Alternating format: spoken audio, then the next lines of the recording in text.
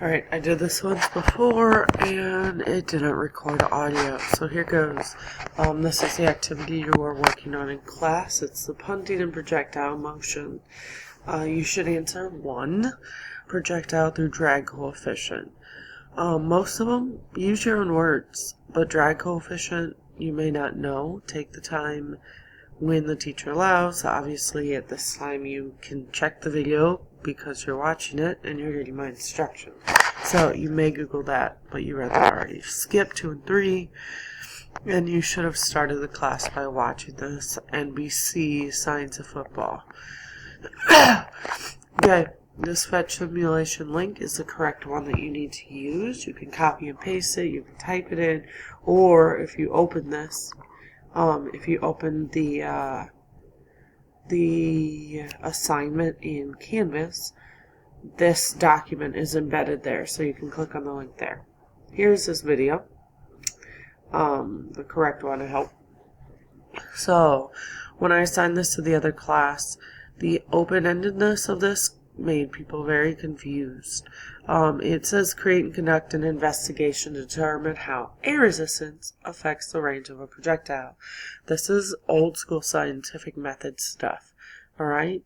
You need to explain what the constants would be. What needs to stay the same for this to be an accurate experiment? What is the independent and what is the dependent variable?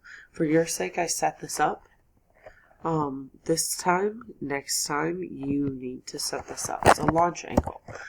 Pick one. You can leave it whatever it's set at. You can set 45 degrees, whatever. Tell me that, your constants.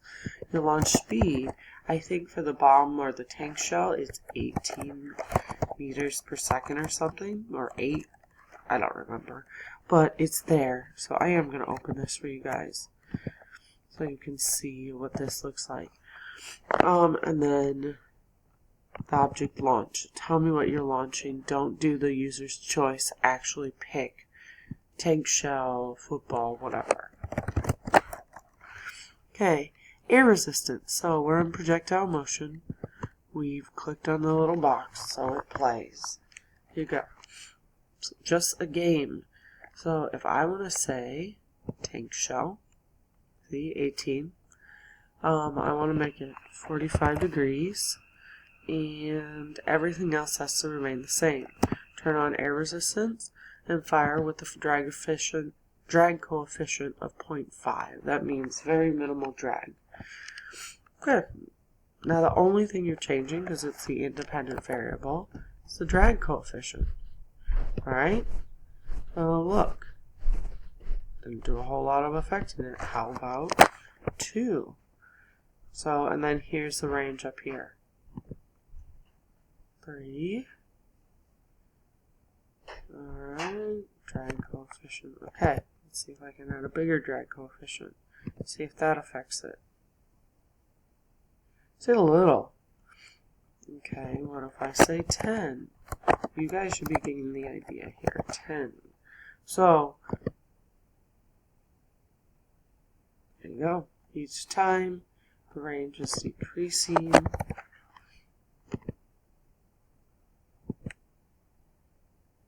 So there we go. There's a big effect.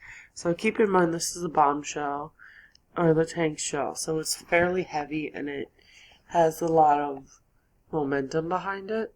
So it's going to be hard to change the momentum of the object. So that's kind of the advantage of a bombshell, because it cuts through the air. You might find something different with something small, like a golf ball. There's your golf ball. What if I make it a drag coefficient of 2? Will that change it? So kind of play around with it. I mean, look at the difference between the golf ball and the tank shell. Just by going from 0.26 to 2 made a dramatic difference in the drag ranges. Okay, there you go. Again, when you do this, you do have to stick with one object launch. So pick the one that you're most entertained by or whatever. Then you make your table. Put your drag coefficient and then the range that they reach. Do it at least 5 times. Then reflect upon it. What do you find out about the effect of air resistance?